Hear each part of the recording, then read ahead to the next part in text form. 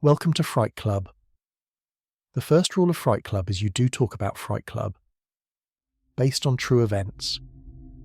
The perfect daughter. The cardigan went into the charity box first, because it was the sort of thing that looked innocent enough until you remembered Margaret wearing it with the neckline pulled down and the sleeves pushed up, smoking behind the church after Sunday service. Ruth folded it carefully, the way Mother had taught her to fold her own clothes, though she suspected Mother would have preferred to burn everything that had touched Margaret's skin. "That's enough for today," Mother said from the doorway, though they had barely filled one box. 3 weeks had passed since Margaret left, and they had yet to clear out more than the top drawer of her dresser. At this rate, Ruth calculated, they would finish sometime next summer, assuming they could bear to continue at all. Ruth smoothed the cardigan one final time before closing the box.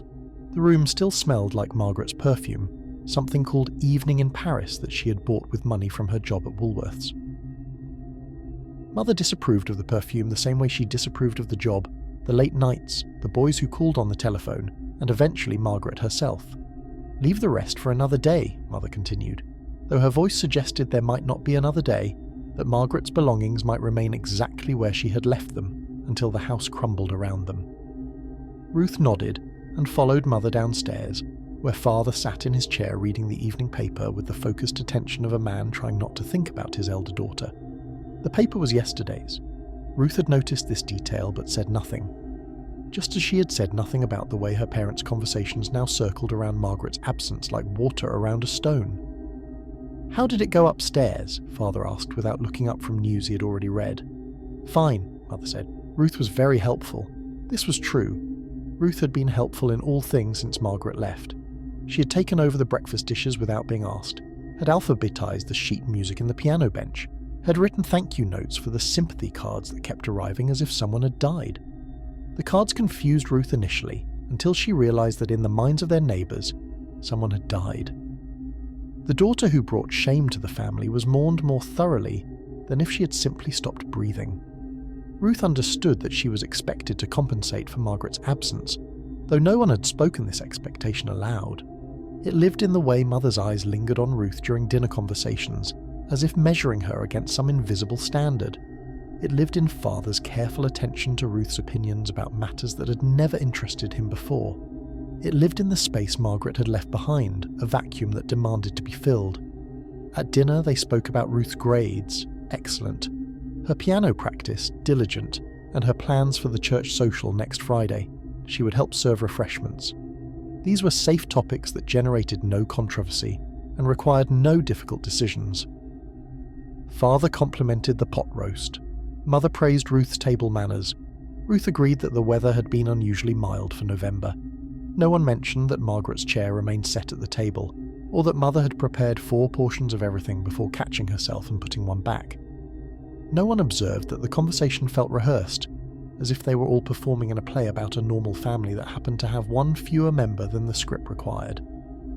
After dinner, Ruth helped clear the table while her parents settled in the living room with their evening routines. Father would read until 9 o'clock when he would listen to the radio news. Mother would work on her needlepoint, a project depicting a cottage garden that she had been stitching for 3 years without apparent progress.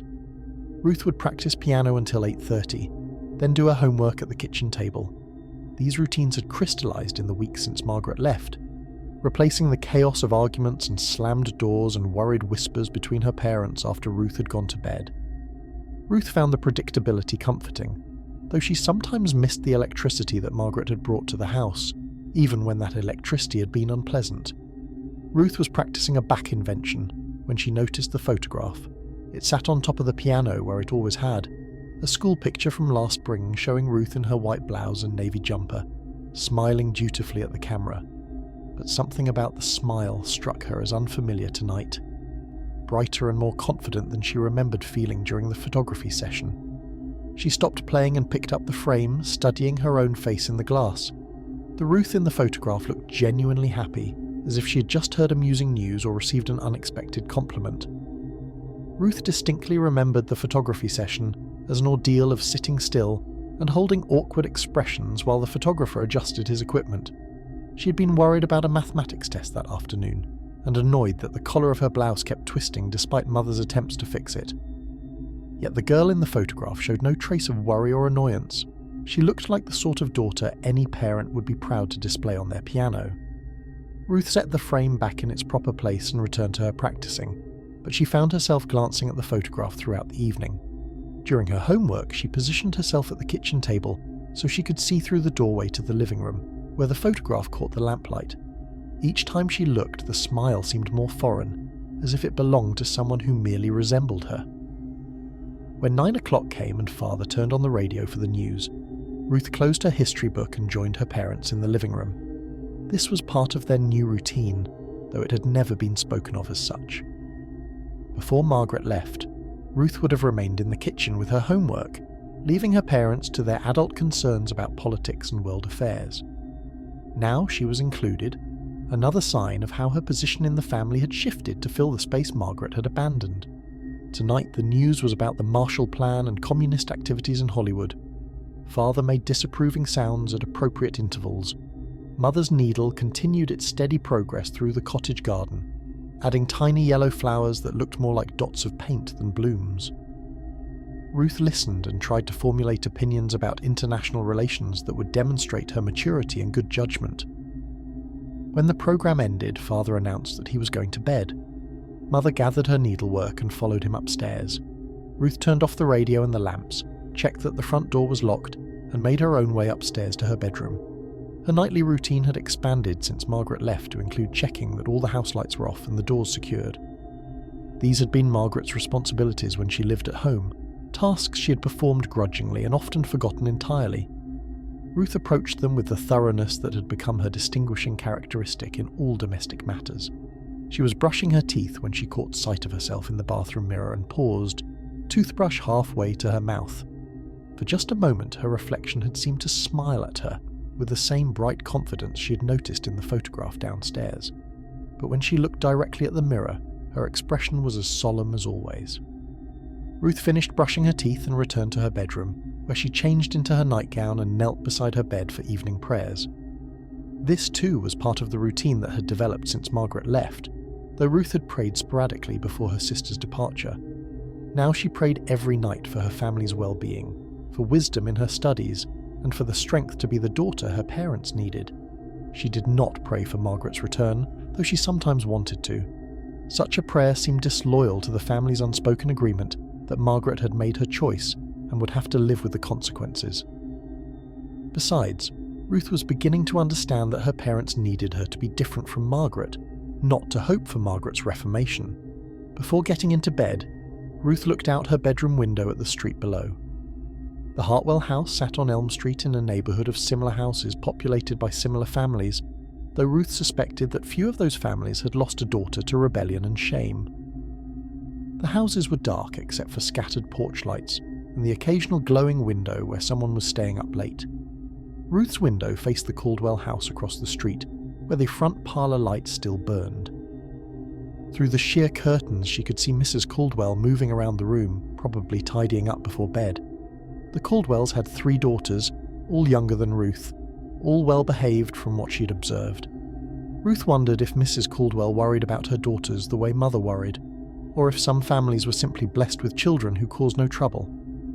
As she watched, Mrs. Caldwell approached the parlour window and looked out at the street. For a moment Ruth thought their eyes met across the distance, though she knew this was impossible given the darkness and the curtains. Still, she stepped back from her own window and drew the curtains closed. Ruth climbed into bed and arranged the covers precisely, another small ritual that brought order to her days. Margaret had always left her bed unmade and her room in chaos, habits that had driven Mother to distraction. Ruth's room, by contrast, was a model of neatness and organisation. Her clothes hung properly in the closet, her school books were stacked in order of size on her desk, and her hairbrush and hand mirror sat at exact angles on the dresser. Before falling asleep, Ruth reviewed the day and found it satisfactory. She had helped with Margaret's belongings without complaint, had practiced piano diligently, had contributed sensibly to dinner conversation, and had completed her homework thoroughly. Tomorrow she would do the same, and the day after that, until this new pattern of living became as natural as breathing. She was nearly asleep when a thought occurred to her that made her eyes snap open in the darkness. The smile in the school photograph had been brighter than she remembered, but what if her memory was simply wrong? What if she had been happier during the photography session than she realised? What if the worry and annoyance she remembered were false recollections, and the genuine happiness in the photograph was the truth? Ruth lay in bed thinking about this possibility until she fell asleep. In her dreams, she sat for photograph after photograph, smiling with increasing radiance while cameras clicked around her like mechanical insects. Each photograph showed her more perfectly than the last, until she could no longer recognise herself in the images, but could not stop smiling for the cameras that never seemed to have enough pictures of the girl she was becoming. When she woke the next morning, Ruth checked her reflection in the bedroom mirror and found it disappointingly ordinary. She looked exactly like herself, tired from a night of strange dreams and slightly concerned about a Latin test she had that afternoon. The bright, confident smile from the school photograph was nowhere to be found. But as she dressed for school and prepared to face another day of being the daughter her parents needed, Ruth found herself practicing different expressions in the mirror. A more attentive look for listening to father's opinions, a more gracious smile for accepting mother's compliments, a more mature expression for discussing serious matters. By the time she went downstairs for breakfast, Ruth had settled on a pleasant, composed expression that suggested both contentment and good breeding. It felt slightly artificial, like a mask she was wearing, but she told herself that all social interactions required some degree of performance.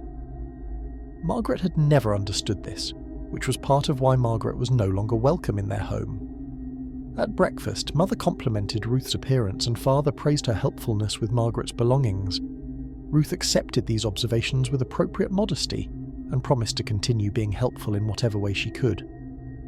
The conversation was so pleasant and harmonious that for a moment Ruth forgot it was taking place in the shadow of her sister's disgrace.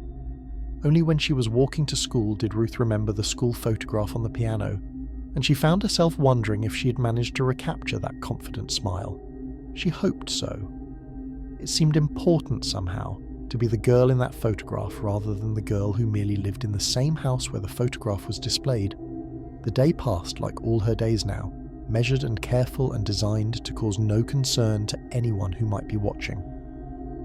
Ruth answered questions correctly in class, ate her lunch quietly with the other well-behaved girls, and walked home at the appointed time with her homework carefully organised in her book bag. It was only when she entered the house and saw the school photograph on the piano that Ruth realised something had changed. The girl in the picture was smiling exactly as brightly as before, but now Ruth could swear that the angle of her head was slightly different, as if she had turned a fraction of an inch toward the camera between yesterday and today. Ruth stared at the photograph for several minutes, trying to convince herself that she was mistaken. Photographs did not change. People did not move in pictures that had been taken months ago, yet the evidence of her eyes suggested otherwise, and Ruth had always prided herself on being observant and rational. Eventually she decided that her memory was simply imperfect, as memories often were. The photograph looked exactly as it always had. She was the one who was different, seeing details she had overlooked before because she was paying closer attention to her own image. This explanation satisfied her, and Ruth went upstairs to change her clothes and begin her afternoon routine. But as she passed through the living room an hour later, she glanced at the photograph again and could have sworn that the girl in the picture was looking directly at her with an expression of amused conspiracy, as if they shared a secret that no one else in the family would understand. Winter settled over Millbrook with the persistence of an unwelcome guest, bringing early darkness and the kind of penetrating cold that made Ruth grateful for the routine of heated classrooms and warm kitchens. The regularity of her days had become a comfort. School, homework, piano practice, household duties, each activity performed with the careful attention that had earned her parents' increasing approval. Ruth's report card arrived in January with marks that would have been extraordinary for Margaret and were merely expected for the new Ruth. 4 A's and a B+ in Latin, which Father pronounced very satisfactory, while Mother copied the grades into a letter to Aunt Helen in Boston. Ruth accepted their praise with appropriate modesty, though she found herself studying the report card later that evening with the same scrutiny she had begun applying to all documents that bore her name. The signature at the bottom looked like her handwriting, but somehow more confident, the letters flowing with an assurance that Ruth didn't recognise from her usual careful script. When she compared it to homework assignments from the previous semester, The difference was subtle but undeniable. The new signature belonged to someone who had never doubted her right to excellent grades. "You're becoming quite the scholar," Dorothy Fitzgerald observed as they walked home from school through the February slush. Dorothy had been Ruth's closest friend since childhood, though their friendship had grown somewhat strained since Margaret's departure. Dorothy asked too many questions about Ruth's changed behaviour, and seemed puzzled by answers that Ruth thought were perfectly reasonable. "I'm simply applying myself more seriously," Ruth replied, stepping carefully around a puddle that reflected the grey afternoon sky. "Mother says it's important to make the most of educational opportunities." "You sound like you're reciting from a handbook," Dorothy said, not unkindly. "Remember when you used to complain about mathematics homework? Now you volunteer for extra problems." Ruth did remember, though the complaint seemed childish in retrospect. Mathematics was actually quite satisfying when approached with proper discipline. The solutions emerged logically from careful attention to rules and procedures, unlike the chaos that Margaret had brought to every aspect of family life. "People change," Ruth said. "I've simply decided to be more responsible." Dorothy kicked at a chunk of dirty snow, sending it skittering across the sidewalk. "It's more than that. It's like you've become someone else entirely. A very nice someone else," she added quickly, "but still." Ruth was about to respond when she noticed their reflection in the window of Miller's hardware store. For just a moment, she saw herself and Dorothy as they had always looked together, two ordinary girls in wool coats and sensible shoes, walking home from school through the remnants of winter. But then the reflection shifted, and Ruth saw herself standing straighter, smiling more graciously, looking like the sort of girl who would naturally excel in all her endeavours. "Do I look different to you?" Ruth asked, studying their reflection more carefully. Dorothy glanced at the window, then at Ruth herself. "You look exactly the same. Why?" But Ruth continued staring at the reflection, trying to reconcile what she saw with what Dorothy apparently couldn't see. In the glass, Ruth's wool coat appeared better tailored, her posture more elegant, her expression more composed. The girl in the reflection looked like someone who had never experienced self-doubt or family shame. "Ruth?" Dorothy was watching her with the concerned expression that had become familiar over the past few months. "Are you feeling all right?" "Of course," Ruth said, turning away from the window. "I was just checking that my hat was straight." They continued walking in silence until they reached the corner where their paths diverged. Dorothy toward her family's house near the church, Ruth toward Elm Street and the careful routines that had replaced the unpredictability Margaret had left behind. At home, Ruth found Mother in the kitchen preparing dinner with the methodical efficiency that had become her hallmark since establishing their new household patterns.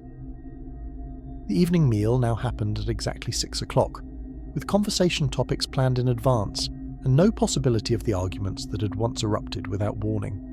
"How was school, dear?" Mother asked without looking up from the carrots she was dicing with mechanical precision. "Very well. Miss Patterson complimented my essay on American literature, and Mr. Henley said my algebra homework was exemplary." "How nice." Mother's knife continued its steady rhythm. "Your father will be pleased to hear about your academic progress."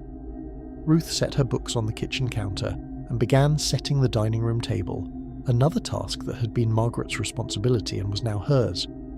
As she arranged the plates and silverware with geometric precision, she found herself thinking about the reflection in Miller's window and Dorothy's puzzled concern.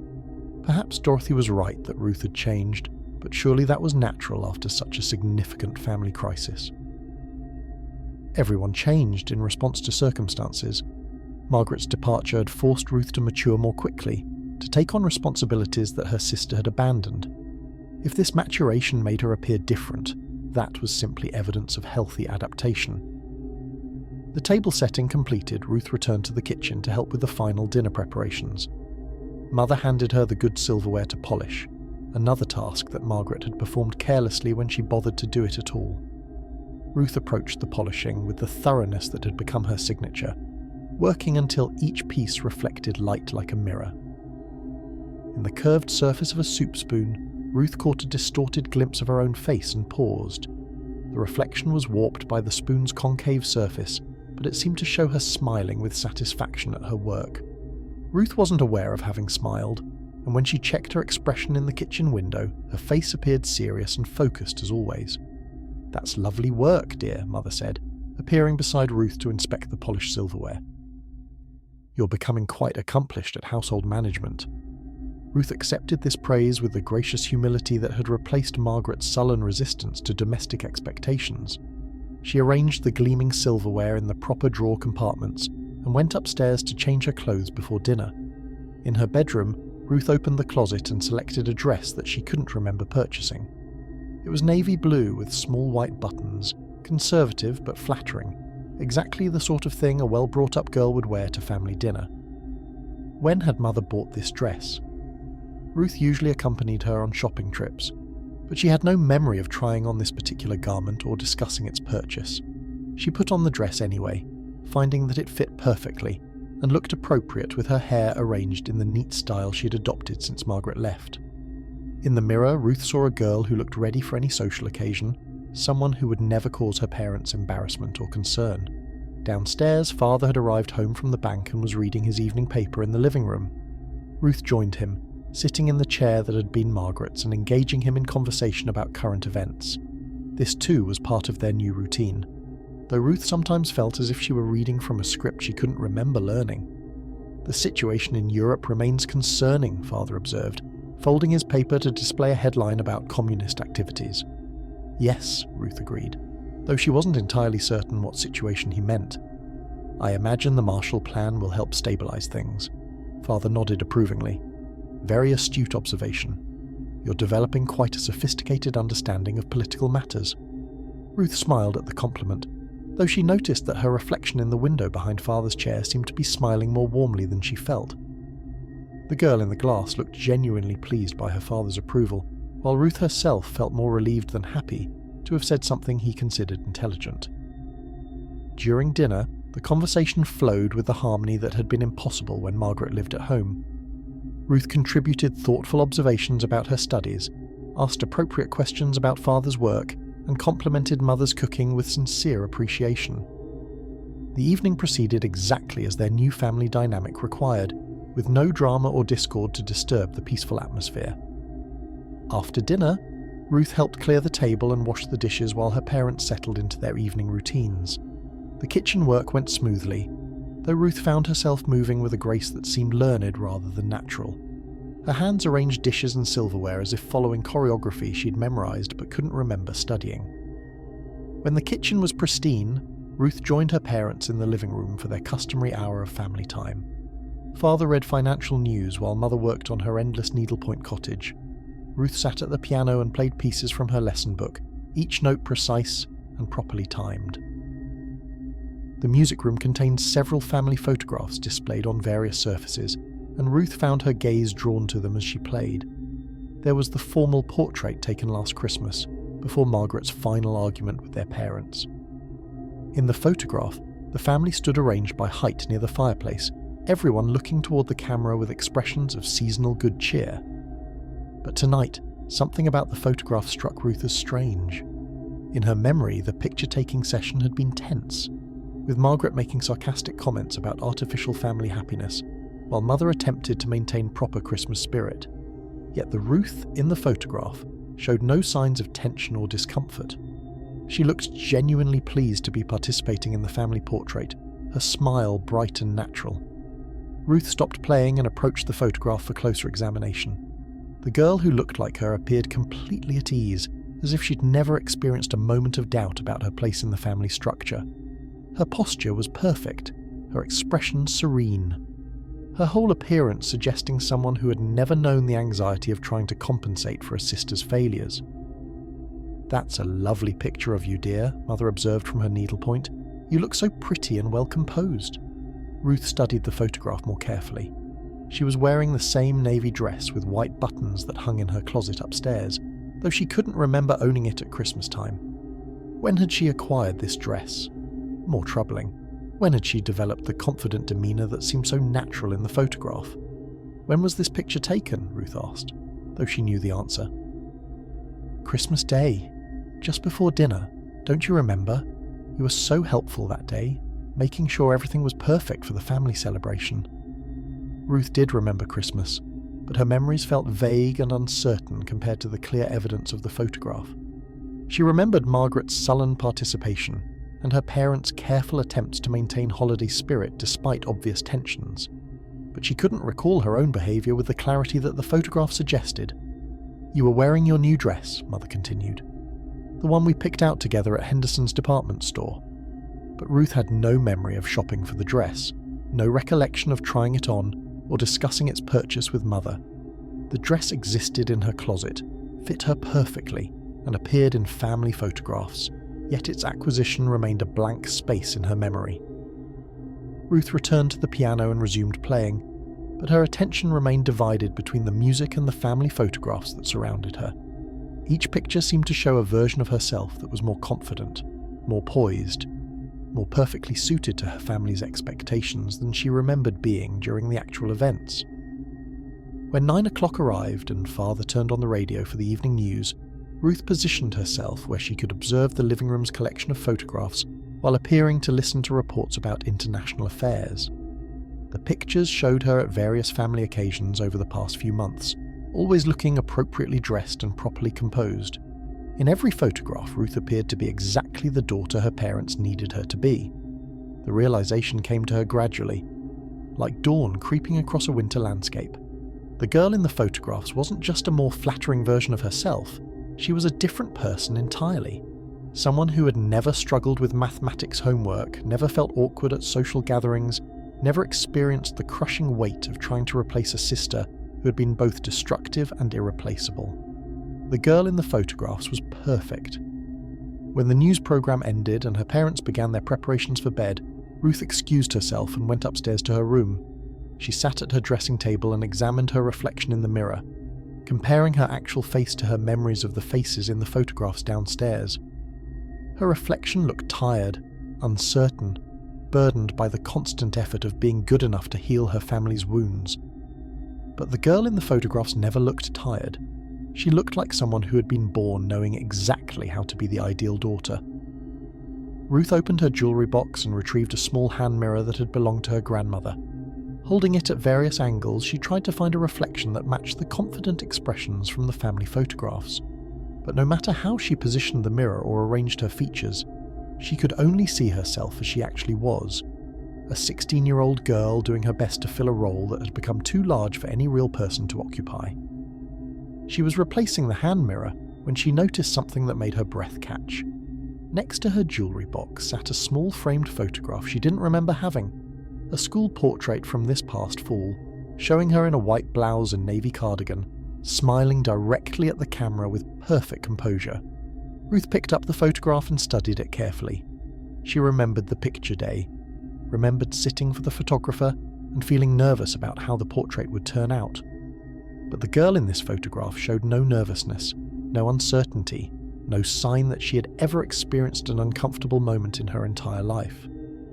More troubling, Ruth couldn't remember this particular photograph being taken. The clothing was familiar, the setting was clearly the school's portrait studio, but she had no memory of wearing this specific outfit for picture day or of producing this particular smile for the camera. Yet there it was, in a frame that matched her bedroom decor, positioned on her dressing table, as if it had always belonged there. Ruth set the photograph back in its place and prepared for bed with the methodical routine that had become second nature since Margaret's departure. But as she brushed her teeth and changed into her nightgown, she found herself thinking about the accumulating evidence that her memories and the photographic record of her life were no longer entirely in agreement. Before getting into bed, Ruth took one final look at the school portrait on her dressing table. In the soft light from her bedside lamp, the girl in the photograph seemed to be looking directly at her with an expression of gentle encouragement, as if to say that everything was proceeding exactly as it should. Ruth turned off the light and lay in the darkness, listening to the familiar sounds of her parents preparing for bed and the house settling into nighttime silence. Tomorrow would bring another day of careful perfection, another opportunity to be the daughter her family needed. But tonight, in the quiet darkness of her room, Ruth allowed herself to wonder who the girl in the photographs actually was, and why she was becoming more real while Ruth herself felt increasingly like a shadow of someone she used to be. Spring arrived in Millbrook with the reluctant grace of a guest who had been persuaded against better judgment to attend a social gathering. The snow retreated to dirty patches in the shadows while the first crocuses pushed through the soil with a determination that Ruth found admirable. She had begun to think of herself as similar to those early flowers, small, persistent and blooming precisely when circumstances required it. The church social on the third Friday of March provided Ruth with her first major test of the transformation she had been perfecting throughout the winter months. Mrs. Hamilton, who organised such events with the authority of someone who had never been contradicted, had asked Ruth to help serve refreshments and assist with the younger children's activities. "You've become such a reliable young lady," Mrs. Hamilton observed, as Ruth arranged cookies on the serving platters with geometric precision. "Your mother must be very proud of how you've matured this year." Ruth accepted this compliment with the gracious smile she had been practicing, though she noticed that several of the other church ladies were watching her with expressions of approval that seemed somehow exaggerated. Their attention felt warm and validating, yet also strangely intense, as if they were observing something remarkable rather than simply a well-behaved teenager helping with church activities. "Ruth has been a tremendous comfort to us," Mother replied from across the church basement, where she was supervising the arrangement of folding chairs. "We're very fortunate to have such a thoughtful daughter." The way Mother spoke suggested she was reciting lines from a play about family happiness, though Ruth couldn't identify exactly what made the words seem scripted. Perhaps it was the slight emphasis on thoughtful, or the way Mother's voice carried just far enough for the other ladies to hear without appearing to be making a public announcement. Ruth continued arranging refreshments while listening to the conversations flowing around her. The church basement buzzed with the comfortable chatter of women who had known each other for decades and felt entitled to opinions about everyone's family business. Usually such gatherings made Ruth feel invisible, a child among adults whose concerns were too complex for her understanding. Tonight felt different. Tonight she seemed to occupy a place of recognition in the social structure, as if she had earned the right to adult approval through her careful attention to proper behaviour. "Such a contrast to her sister," Ruth heard Mrs. Patterson murmur to Mrs. Caldwell near the coffee urn. "Night and day, really. Margaret was always so..." "Difficult," Mrs. Caldwell supplied diplomatically. "Yes, difficult, but Ruth is everything a girl should be. Polite, helpful, well-mannered. The Hartwells must be relieved." Ruth felt her cheeks warm with a combination of pride and discomfort. Being praised for not being Margaret seemed like a hollow accomplishment, though she understood that in the current circumstances, any positive comparison was valuable. Her family needed to rebuild their reputation in the community, and Ruth's behaviour was apparently contributing to that rehabilitation. When the social officially began and the basement filled with families from the congregation, Ruth moved through her assigned duties with the smooth efficiency that had become her trademark. She served coffee to the elderly ladies, supervised a craft activity for the children, and engaged in appropriate conversation with adults who complimented her poise and maturity. The evening proceeded exactly as such events were supposed to proceed, and Ruth found herself enjoying the rhythm of social interaction when it followed predictable patterns. Unlike the chaos that Margaret had brought to family gatherings, this event offered clear expectations and measurable success. It was during the children's singing activity that Ruth first noticed something troubling. She was leading a group of 6-year-olds through "Jesus Loves the Little Children" when she caught sight of herself in the mirror that hung on the basement's far wall. The reflection showed her conducting the singing with animated gestures and a bright smile that suggested genuine enjoyment of the activity. But Ruth wasn't smiling. She was concentrating on keeping the children in rhythm and ensuring that Tommy Morrison didn't wander away from the group as he tended to do during organised activities. Her expression was serious and focused, not animated and joyful, yet the mirror insisted otherwise. Ruth tried to match her actual expression to the reflection, forcing her mouth into the smile she saw in the glass. But when she looked again, the mirror showed her making completely different gestures than the ones she was actually making, as if the reflected Ruth was leading a different song for different children. "Miss Ruth," said little Sarah Caldwell, tugging on Ruth's skirt, "why did you stop singing?" Ruth realised she had indeed stopped singing while staring at the troubling reflection. The children were looking at her with the patient confusion of young people waiting for adult direction. "I was just making sure everyone was participating," Ruth said, resuming the song with deliberate attention to not looking at the mirror again. The rest of the evening passed without further supernatural incidents, though Ruth found herself avoiding reflective surfaces and focusing intently on each task as she performed it. When the social ended and families began collecting their coats and children, several adults made a point of complimenting Ruth's helpfulness to her parents. "You're very fortunate," Mr. Henderson told father as they shook hands near the door. "Ruth is becoming quite an accomplished young lady." "Indeed she is," father replied with the satisfaction of a man whose investment had yielded favourable returns. "We're very proud of her development." Ruth felt a complex mixture of pleasure and unease at these exchanges. The approval was gratifying, but there was something artificial about the way adults spoke about her transformation, as if they were all reading from the same script about model daughters and family redemption. During the drive home, mother and father discussed the evening's success with the sort of detailed analysis usually reserved for important business transactions. Ruth's behaviour was evaluated and praised, her interactions with community members were reviewed and found satisfactory, and her overall performance was deemed excellent. "You handled yourself beautifully tonight," mother said, turning in the front seat to address Ruth directly. "Everyone was so impressed with your poise and maturity." "Thank you," Ruth replied, though she found herself wondering when exactly she had developed this praised poise. Her memories of the evening were clear, but they didn't include the animated confidence that others had apparently observed. At home, Ruth followed her established routine of checking the doors and turning off the lights before going upstairs to prepare for bed. But as she passed through the living room, she stopped to examine the collection of family photographs that documented her transformation from Margaret's sister into the ideal daughter. The pictures told a clear story of improvement and refinement. In the earliest photos, taken shortly after Margaret's departure, Ruth appeared uncertain and somewhat overwhelmed by her new responsibilities. But as the months progressed, the Ruth in the photographs became increasingly confident and composed. Tonight's church social would undoubtedly generate new photographs for the collection, pictures that would show Ruth leading children's activities and serving refreshments with the grace that everyone had praised. She found herself curious about how she would appear in those pictures, whether the animated joy that others had seen would be captured by the camera. In her bedroom, Ruth sat at her dressing table and examined her reflection in the mirror. Her face showed the pleasant fatigue of a successful social evening, but nothing approaching the radiant confidence that others had apparently observed.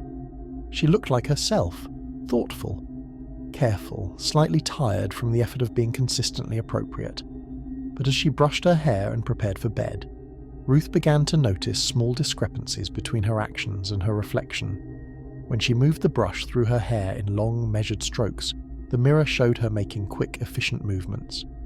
When she applied cold cream to her face with careful attention, to covering every area evenly, the reflection suggested someone performing the same task with casual expertise. Ruth set down her brush and stared directly at her reflection, determined to understand what was happening.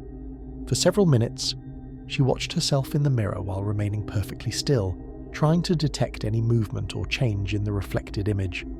The reflection remained motionless as well, but somehow it managed to convey a sense of patient amusement, as if the girl in the mirror was waiting for Ruth to understand something obvious. "What do you want?" Ruth whispered to her reflection. The question hung in the air without response, though Ruth thought she detected a slight shift in the reflected expression, a softening around the eyes that suggested sympathy rather than amusement. Ruth finished her nighttime routine and got into bed, but sleep felt impossible. She lay in the darkness thinking about the evening's events and the growing evidence that her public self and her private experience were becoming increasingly disconnected. The praise she'd received tonight felt genuine, but it was praise for behaviour she couldn't entirely remember performing. The animated joy that others had observed was real to them, but foreign to her own experience of the evening. Sometime after midnight, Ruth got up and retrieved the small flashlight she kept in her desk drawer. She crept downstairs to the living room and used the flashlight beam to examine the family photographs more carefully. In the dim light, the pictures seemed to glow with their own illumination. The Ruth in each photograph looked directly out at the viewer with expressions of contentment and confidence that grew stronger with each successive image. It was like watching someone's personality develop in reverse, from uncertainty to complete self-assurance. But what struck Ruth most forcefully was the way the photographed Ruth seemed to be looking at her specifically, not just at the camera that had captured the images. The eyes in the pictures followed the flashlight beam as Ruth moved from photograph to photograph, maintaining eye contact with an intensity that felt almost conversational. Ruth returned the flashlight to her desk and got back into bed, but the sensation of being watched persisted. She felt as if the photographs downstairs were maintaining their vigil even in the darkness, patiently waiting for something to happen. The next morning brought a telephone call that would test Ruth's developing reputation in ways she hadn't anticipated. Mrs. Hamilton called during breakfast to ask if Ruth would be willing to help organise activities for the upcoming Easter celebration at church. "We need someone with your organisational skills and natural way with people," Mrs. Hamilton explained to Mother while Ruth listened on the kitchen extension. "Ruth has shown such remarkable leadership qualities lately." Leadership qualities?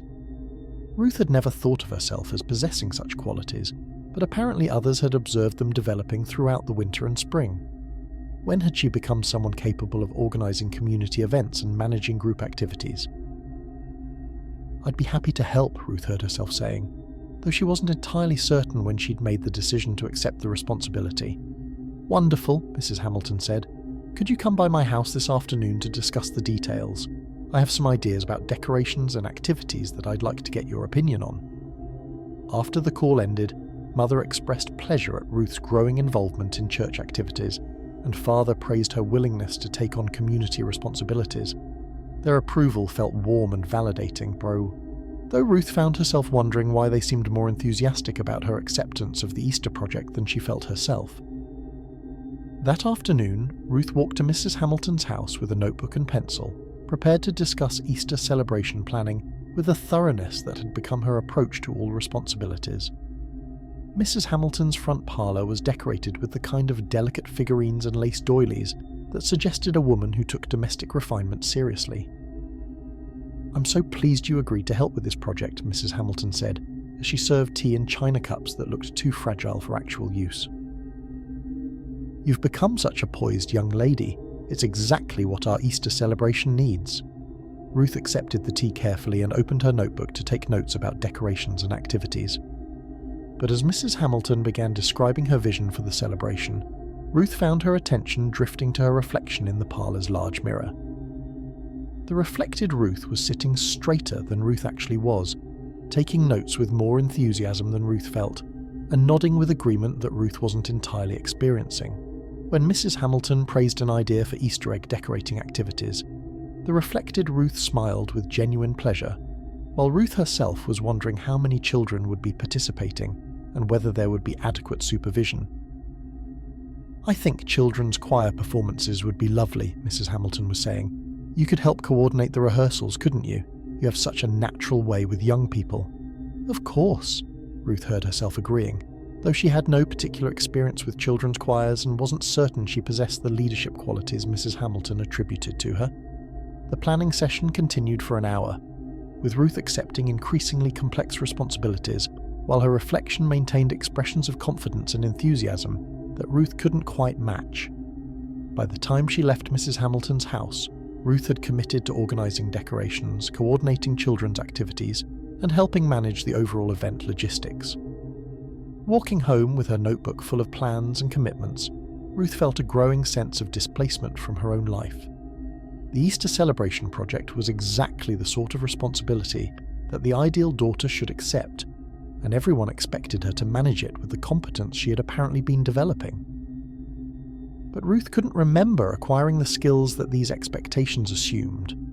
When had she become someone capable of organising community events? Where had she learned to coordinate group activities and manage complex logistics? At home, she found Mother in the kitchen preparing dinner with the precise timing that had become their family standard.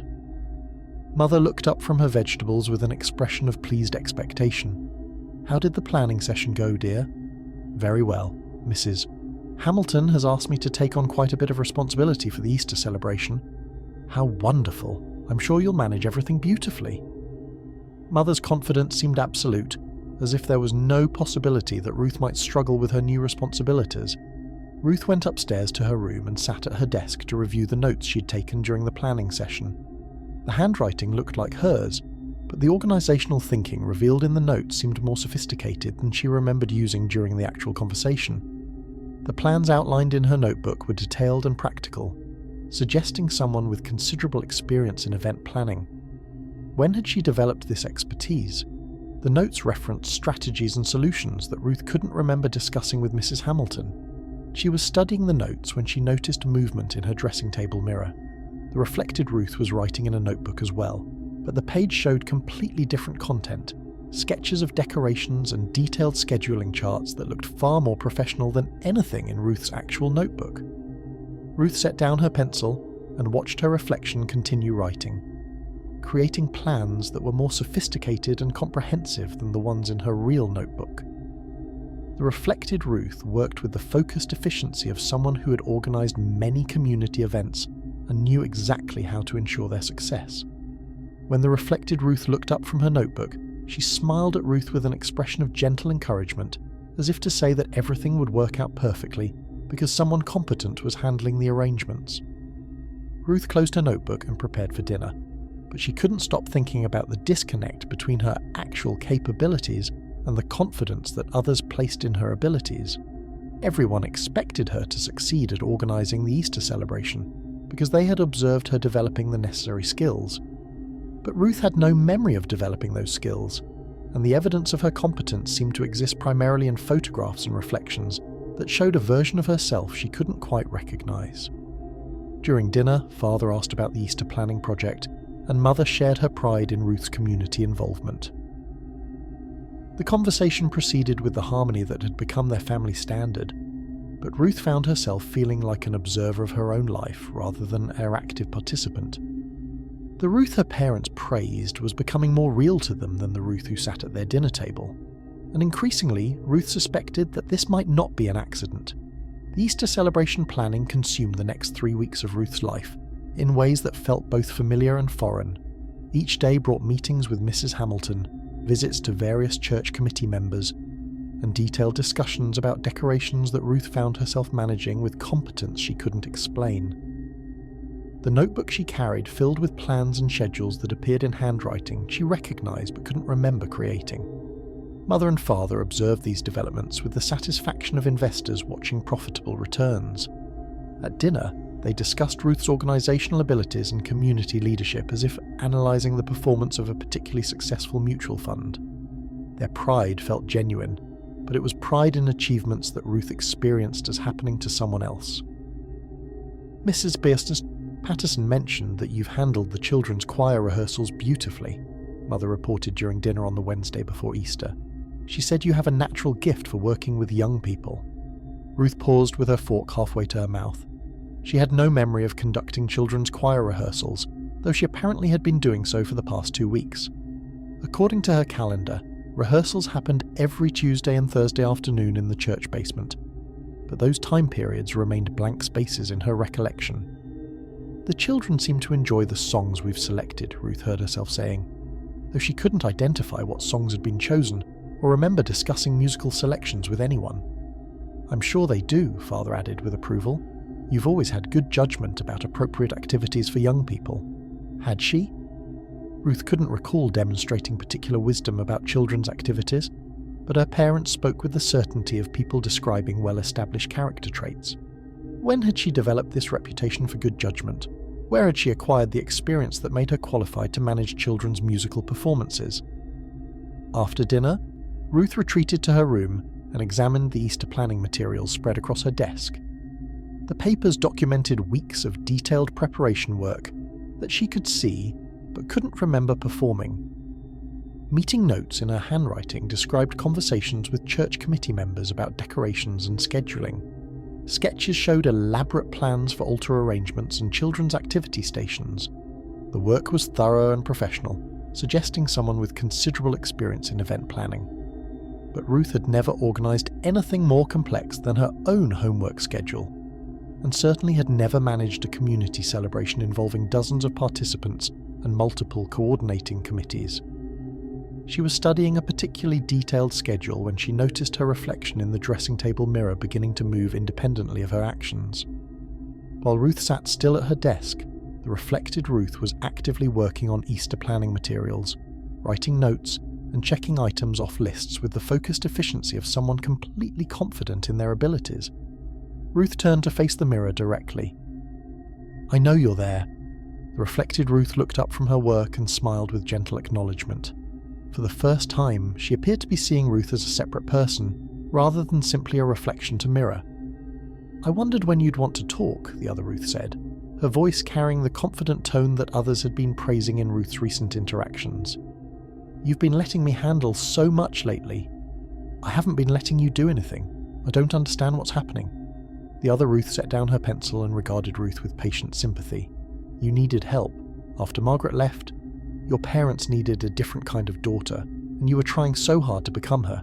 I simply emerged to assist with the transformation." Ruth felt her throat tighten. "You're not real. Reflections don't talk. I'm as real as you are. More real, perhaps, in the ways that matter to your family and community. Everyone prefers me to you, you know. I'm easier to love." The casual cruelty of this observation hit Ruth like a physical blow, though she recognized the truth in it.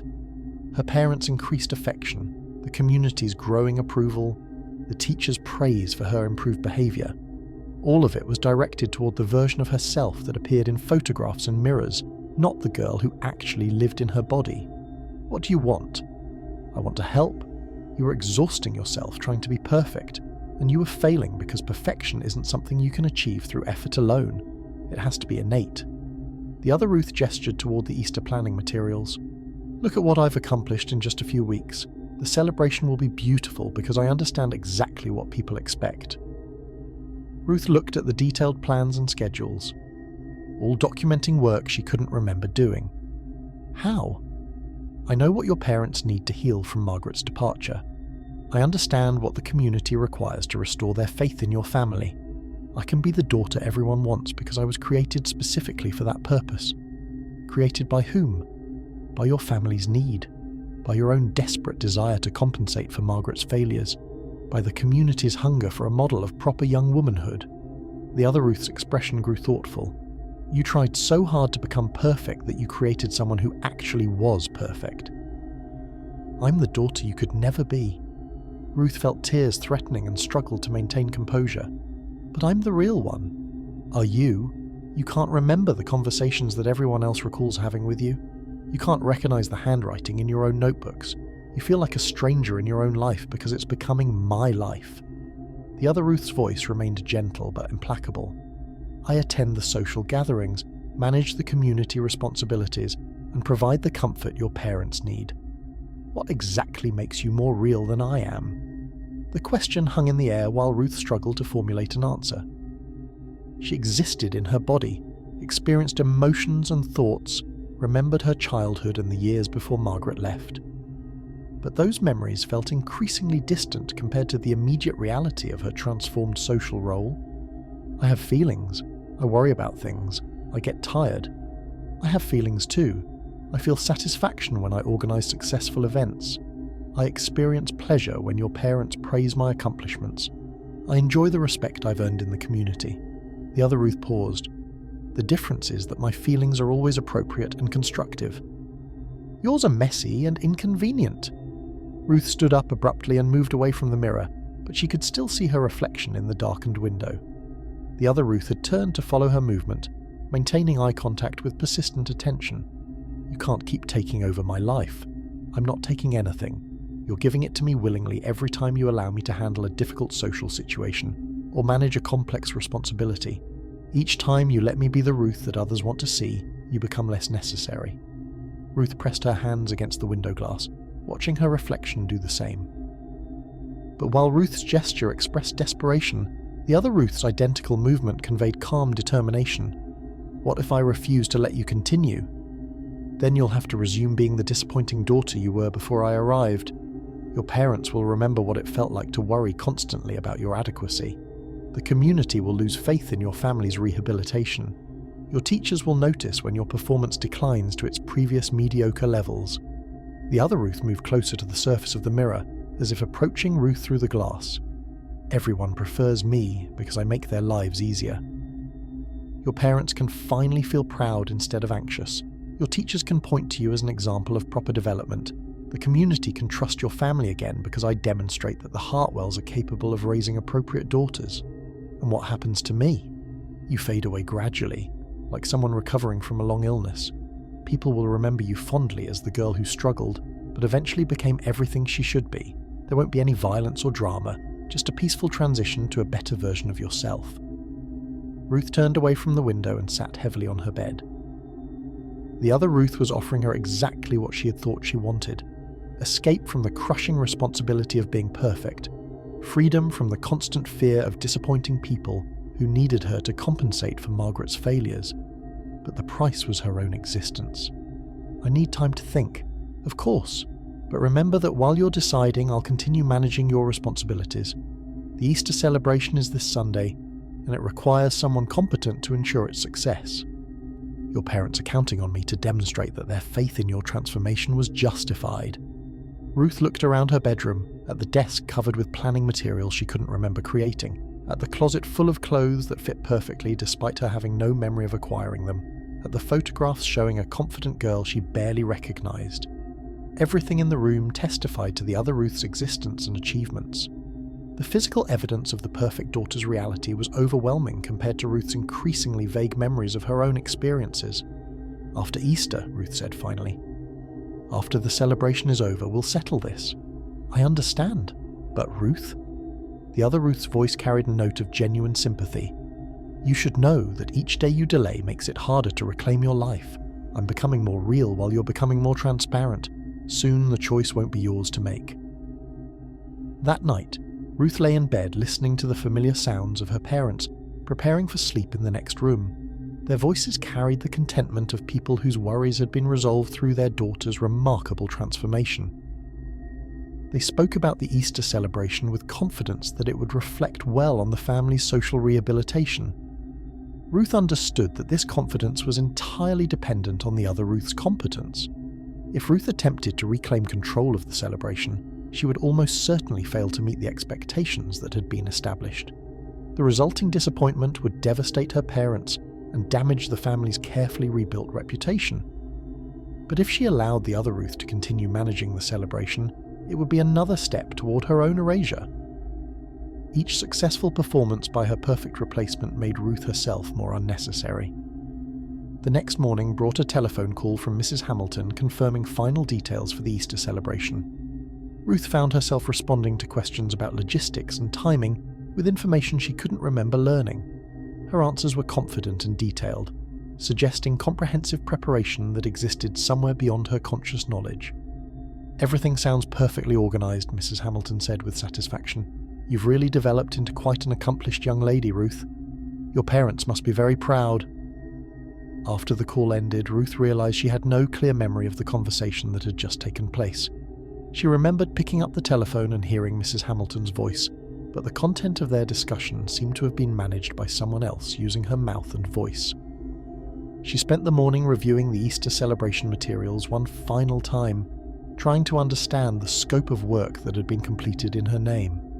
The documentation was thorough and professional, but it felt like studying someone else's accomplishments, rather than reviewing her own preparations. At lunch, Mother praised Ruth's handling of the morning's telephone call, and Father expressed confidence that the Easter celebration would be a tremendous success. Their approval felt warm and validating, but Ruth found herself wondering if their praise was actually directed toward her, or toward the other Ruth who had been managing their daughter's public responsibilities. That afternoon, Ruth attended the final choir rehearsal at the church basement. She arrived with no clear plan for how to conduct the session, but found herself guiding the children through their musical program with apparent expertise. Her hands moved in conducting gestures she couldn't remember learning, while her voice provided instruction in techniques she had never studied. The children responded to her direction with the natural obedience that young people showed to confident adult authority. Their performance improved under her guidance, though Ruth felt like she was watching someone else work through her body. "Miss Ruth knows exactly what she's doing," she heard little Sarah Caldwell tell her mother after the rehearsal. "She makes the song sound really pretty." Walking home from church, Ruth caught sight of her reflection in the storefront windows along Main Street. The reflected Ruth moved with purpose and satisfaction, apparently pleased with the success of the choir rehearsal. But Ruth herself felt hollow and disconnected, as if she were observing her life from a great distance. At home, she climbed the stairs to her bedroom and sat at her dressing table to confront her reflection directly. The other Ruth was already waiting, regarding her with patient attention. "The choir rehearsal went well," the other Ruth observed. "The children will perform beautifully on Sunday." "I don't remember conducting the rehearsal." "You don't need to remember. I handled it for you, just as I've been handling all your responsibilities. Your role is simply to provide the physical presence while I manage the actual work." Ruth stared at her reflection, trying to find some trace of herself in the confident face that looked back at her. "This can't continue." "It will continue until you decide whether you want to fight for a life you've already given away or accept the peaceful transition I'm offering." The other Ruth's expression grew serious. "But you should understand what fighting would cost. If you try to reclaim control, you'll fail at the responsibilities I've been managing successfully. Your parents will be devastated. The community will lose faith in your family. Everyone who has grown to love the new Ruth will be disappointed by the return of the old one. And if I don't fight? Then Sunday's celebration will be my final public performance as you. Afterward, you can fade away knowing that everyone remembers you as the perfect daughter you always wanted to be." Ruth closed her eyes and tried to remember what it felt like to be herself before the other Ruth appeared. But those memories seemed increasingly distant, like trying to recall the details of a dream after waking. She could remember the anxiety of trying to be perfect, but not the specific experiences that had driven that anxiety. When she opened her eyes, the other Ruth was still watching her with sympathetic patience. "I understand this is difficult," the other Ruth said gently, "but consider what I'm offering. Your parents will never have to worry about you again. You'll never disappoint anyone or fail to meet expectations. Your reputation will remain pristine forever because I'll be the only version of you that anyone remembers." Ruth stood up and walked to her bedroom window, looking out at the ordinary street where she had lived her entire life. Tomorrow would bring Easter Sunday and the celebration that would demonstrate either her competence or her inadequacy to the entire community. She had until then to decide whether she wanted to fight for a life that had become increasingly foreign to her, or accept the peaceful erasure that would preserve everyone's illusions about the perfect daughter she had tried so hard to become. Behind her, the other Ruth waited in the mirror with the infinite patience of someone who had already won. Easter Sunday arrived with the kind of perfect spring weather that made Mrs. Hamilton declare it a gift from Providence for our celebration. Ruth woke before dawn, though she couldn't determine whether anxiety or anticipation had disrupted her sleep. Through her bedroom window, she could see the early morning light painting the church steeple in shades of gold that would have made Margaret write poetry about resurrection and renewal. But Margaret was not here to write poetry, and Ruth was not certain that she herself would be here much longer. Downstairs, Mother was already preparing a special breakfast, with the attention to detail that marked all significant family occasions. Father sat at the kitchen table reading his newspaper with the satisfied expression of a man whose domestic troubles had been resolved through his daughter's remarkable transformation. "Good morning, dear," Mother said as Ruth entered the kitchen. "I trust you slept well. Today will be quite demanding." Ruth accepted a cup of coffee and tried to assess her own state of readiness for the day's responsibilities. She felt hollow and disconnected, as if viewing the morning's activities through a window rather than participating directly. But when she spoke, her voice carried the confident tone that others had come to expect from the new Ruth. "I'm looking forward to the celebration. Everything is well organized." The words emerged without conscious decision, and Ruth realized that the other Ruth was already beginning to take control for the day's performance. She felt herself receding into the background of her own consciousness, while her perfect replacement prepared to manage the Easter celebration with competence that Ruth couldn't match. During breakfast, Mother and Father discussed the celebration with the pride of parents whose daughter had become a community asset. Their conversation treated Ruth's organizational abilities as established fact, though Ruth herself remained uncertain about the specific preparations that had been completed in her name. "Mrs. Patterson mentioned that you've coordinated everything beautifully," Father observed between bites of eggs that Mother had prepared with particular care. "The children's program should be quite impressive." Ruth nodded with appropriate modesty, while privately wondering what exactly the children's program would entail. She had no clear memory of rehearsing musical performances or organizing activities, though her calendar indicated weeks of preparation work. "Ruth has really matured this year," Mother added with satisfaction. "We're very fortunate to have such a responsible daughter." The praise felt like it was directed towards someone else, though Ruth understood that from her parents' perspective, she was the recipient of their approval. They saw no distinction between Ruth and the perfect replacement who had been managing her public responsibilities. After breakfast, Ruth helped her parents prepare for church with the efficient coordination that had become their family standard. Father adjusted his tie with particular care while Mother selected jewellery appropriate for Easter Sunday. Ruth chose her outfit from the closet full of clothes that fit perfectly, despite her limited memory of acquiring them. In the mirror, she watched the other Ruth dress with confident movements that suggested complete familiarity with social expectations. The reflection showed someone who had never experienced doubt about appropriate Easter Sunday attire or anxiety about public performance. During the walk to church, Ruth felt herself floating alongside her own body as the other Ruth managed the actual experience of moving through the neighbourhood and greeting community members with appropriate Easter wishes. She could observe her own interactions but couldn't control them or recall making the decisions that guided her responses. At church, the sanctuary was decorated with lilies and pastel ribbons that created exactly the atmosphere of resurrection celebration that the community expected. Ruth found herself acknowledging compliments about the decorative arrangements, though she had no memory of contributing to their design. "Everything looks absolutely lovely," Mrs. Hamilton informed her with obvious satisfaction. "You've outdone yourself with the organisational details." Ruth accepted this praise with gracious humility, while privately marvelling at the decorations that had apparently been completed under her supervision. The arrangements were sophisticated and professional, suggesting expertise that Ruth had never developed. During the worship service, Ruth participated in hymns and prayers with the devout attention that had become her reputation since Margaret's departure. But she felt like an observer of her own religious experience, watching someone else demonstrate the spiritual maturity that her family and community valued. When the time came for the children's choir performance, Ruth moved to the front of the sanctuary with confidence that belonged entirely to her perfect replacement. She stood before the congregation and raised her hands to direct the young singers with expertise she couldn't explain. The children responded to her guidance with the natural obedience that competent adults inspired in young people.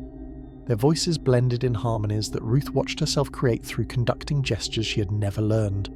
The performance was beautiful and moving, exactly the sort of presentation that would enhance the family's reputation for proper child development. As the children sang about resurrection and renewal, Ruth realised that she was witnessing her own funeral.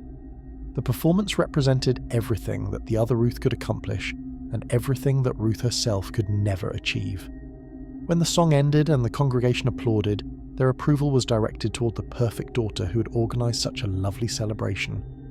Ruth herself had become irrelevant to the community's appreciation of her family's redemption.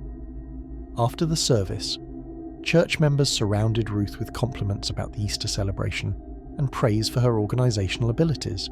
She found herself accepting their approval with appropriate modesty, while feeling increasingly distant from the interactions. The other Ruth was handling all social requirements with effortless competence. "Your daughter has become quite remarkable," Mrs. Caldwell told Mother, while Ruth stood nearby receiving additional praise from other community members. "Such a contrast to, well, such a positive development for your family." Mother glowed with pride at this observation, and Ruth understood that her parents' happiness was entirely dependent on the other Ruth's continued performance. If Ruth attempted to reclaim control of her life, she would destroy the peace and satisfaction that her family had finally achieved. During the drive home, Father praised Ruth's management of the Easter celebration, and Mother expressed pride in her daughter's community leadership. Their conversation treated the morning's success as evidence of Ruth's natural abilities rather than the artificial competence of her supernatural replacement. "You handled everything beautifully," Father said, with the satisfaction of a parent whose investment in proper child rearing had yielded favourable returns.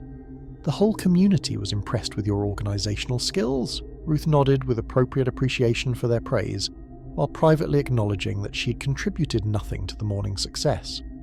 The other Ruth had managed every aspect of the celebration, while Ruth observed from an increasing distance. At home, the family settled into their traditional Easter afternoon routine of quiet rest and reflection. Mother prepared a special dinner while Father read his newspaper in the living room. Ruth was expected to spend the afternoon writing thank you notes to the various church members who had assisted with the celebration. In her bedroom, Ruth sat at her desk with stationery and fountain pen, prepared to compose appropriate expressions of gratitude to people whose contributions to the Easter celebration she couldn't remember receiving. But as she began writing, she noticed that her handwriting was flowing with confidence and sophistication that exceeded her usual careful script. The thank you notes emerged fully formed, expressing appreciation for specific assistance with decorations and logistics that Ruth had no memory of coordinating. Each note demonstrated familiarity with community relationships and social expectations that Ruth had never developed. She was completing the final note when she noticed movement in her dressing table mirror. The other Ruth was also writing thank you notes, but her correspondence showed different content, more detailed, more personal, more sophisticated than anything Ruth could compose. Ruth set down her pen and turned to face the mirror directly. "You're writing different letters." The other Ruth looked up from her work with patient acknowledgement. "I'm writing the letters that should be written. Yours are adequate, but mine are what people actually deserve for their contributions to today's success. Today's success was yours, not mine. Today's success was ours. You provided the physical presence while I managed the actual responsibilities. We make an effective team." Ruth stood up and moved closer to the mirror. "But only one of us can continue to exist." "That's correct. And I think we both understand which one the family and community prefer." The other Ruth set down her pen and regarded Ruth with sympathetic directness. "You saw how happy your parents were today. You witnessed the community's approval and appreciation. All of that depends on my continued management of your public responsibilities. What if I'm willing to disappoint them? Then you'll destroy everything we've built together. Your parents will remember what it felt like to worry constantly about family reputation. The community will lose faith in the Hartwell family's rehabilitation. Your teachers will notice when your performance returns to its previous mediocre levels." The other Ruth stood up and approached the surface of the mirror, as if trying to get closer to Ruth through the glass. "Everyone who has learned to love the new Ruth will be devastated by the return of the old one. Is that really what you want to accomplish?" Ruth thought about her parents' pride during the drive home from church, about the community members who had praised her organizational abilities, about the children who had responded to her musical direction with natural obedience. All of that happiness and approval depended on the other Ruth's continued existence, but it also meant Ruth's own erasure from her life and relationships. "I want to exist," Ruth said quietly. "You do exist. You exist as the perfect daughter everyone needs you to be. The only question is whether you want to destroy that perfection by insisting on being the flawed person you used to be." Ruth moved away from the mirror and sat on her bed, trying to think clearly about the choice she faced. She could fight for her own identity and almost certainly fail to meet the expectations that had been established. Or she could accept peaceful dissolution and allow everyone to remember her as the ideal daughter she had briefly managed to become. What happens to my memories, my thoughts, my feelings? They become part of me. Nothing is lost, it's simply refined and perfected. You'll continue to exist, but as the best possible version of yourself rather than the conflicted person you've always been. Ruth looked around her bedroom at the evidence of the other Ruth's achievements. The Easter planning materials, the thank you notes written in confident handwriting, the photographs showing a poised girl she barely recognized. Everything testified to the superior competence of her replacement. Will it hurt? Not at all. You'll simply fade away like someone falling asleep. There won't be any struggle or violence, just a peaceful transition to something better. Ruth closed her eyes and tried to imagine what it would feel like to no longer exist as a separate consciousness. The prospect was terrifying, but also oddly appealing. She would never again experience the exhausting pressure of trying to be perfect. Never again disappoint people who needed her to compensate for Margaret's failures. But she would also never again experience genuine emotions, authentic relationships, or the messy complexity that made life meaningful even when it was difficult. I need to think about this. Of course. But remember that while you're deciding, I'll continue managing your responsibilities. Tomorrow brings new expectations and social obligations that require competent handling. Ruth opened her eyes and looked at her reflection in the darkened window. The other Ruth was watching her with patient understanding, apparently content to wait for Ruth's decision while continuing to manage the perfect daughter's public performance. That evening, during dinner, Mother and Father continued discussing the Easter celebration success and Ruth's growing reputation for community leadership. Their conversation treated her transformation as complete and permanent, a family achievement that had restored their social standing after Margaret's disgrace. Mrs. Hamilton mentioned that several other churches have asked about borrowing Ruth for their own celebrations, Mother reported with obvious pride. Word is spreading about her organisational abilities, Father nodded with satisfaction. We're very fortunate to have such a capable daughter. It makes up for... He paused, unwilling to mention Margaret directly but clearly referencing the family's previous disappointments. Ruth listened to their praise while feeling increasingly transparent. Her parents' happiness depended entirely on the other Ruth's continued competence. If Ruth reclaimed control of her life, she would destroy the peace and satisfaction her family had finally achieved. After dinner, Ruth helped clear the table and wash the dishes with the efficient cooperation that had become their standard. But she felt like she was performing these tasks from a great distance, watching someone else use her hands and body to complete domestic responsibilities. In her room that night, Ruth sat at her dressing table and confronted her reflection one final time. The other Ruth was waiting with serene patience, apparently confident about the decision that Ruth would ultimately make. "I've decided," Ruth said. "I thought you might. What have you chosen?" Ruth looked at the other Ruth's perfect composure, her confident posture, her serene expression that suggested someone who had never experienced self-doubt or family shame. Everything about the reflection represented the daughter that Ruth had tried desperately to become. "I choose to exist," Ruth said firmly, "even if I'm flawed and disappointing. Even if I can't organise perfect Easter celebrations or manage children's choirs with professional competence, I choose to be real rather than perfect." The other Ruth's expression showed genuine sadness. "That's a mistake. You'll hurt everyone who has learned to love the new Ruth. You'll destroy the happiness we've created together.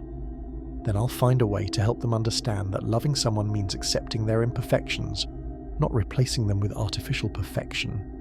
Ruth stood up and moved closer to the mirror. "You offered me everything I thought I wanted, to be the ideal daughter who never disappoints anyone.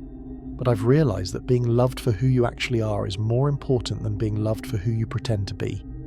The other Ruth began to flicker like a television with poor reception. "You don't understand what you're giving up. The respect, the admiration, the peace of never having to worry about failure. I understand exactly what I'm giving up, but I also understand what I'm keeping, the right to exist as myself, with all the messy complications that makes life worth living." Ruth placed her hand against the mirror's surface. "Thank you for showing me what perfection looks like, but I choose authenticity instead." The other Ruth's image scattered like static, her perfect features dissolving into fragments of light and shadow. As she disappeared, Ruth felt a rush of memories returning. Conversations with Dorothy about her changing behaviour, moments of genuine emotion that had been suppressed in favour of appropriate responses, authentic thoughts and feelings that had been overwhelmed by the pressure to be constantly perfect. When the mirror showed only Ruth's own reflection, tired, uncertain, but undeniably real, she sat down and began writing a letter to Margaret. It was time to invite her sister home and help their parents understand that loving imperfect daughters was more meaningful than demanding impossible perfection. The letter was difficult to write, full of crossed-out words and imperfect sentiments, but it was entirely Ruth's own work, written in her authentic handwriting and expressing her genuine thoughts about family, forgiveness, and the courage required to be human. When she finished writing, Ruth looked at her reflection one final time. The girl in the mirror looked exactly like herself, flawed, uncertain, but real. She would disappoint people sometimes, fail to meet impossible expectations, and struggle with the complexity of human relationships. But she would exist as herself, and that was worth more than any artificial perfection. Tomorrow would bring the challenge of explaining to her parents and community that the perfect daughter they had grown to love was never real. It would be difficult and painful, and some people might never forgive her for choosing authenticity over their idealized expectations. But Ruth was ready to face that challenge as herself, with all the imperfections that made her human.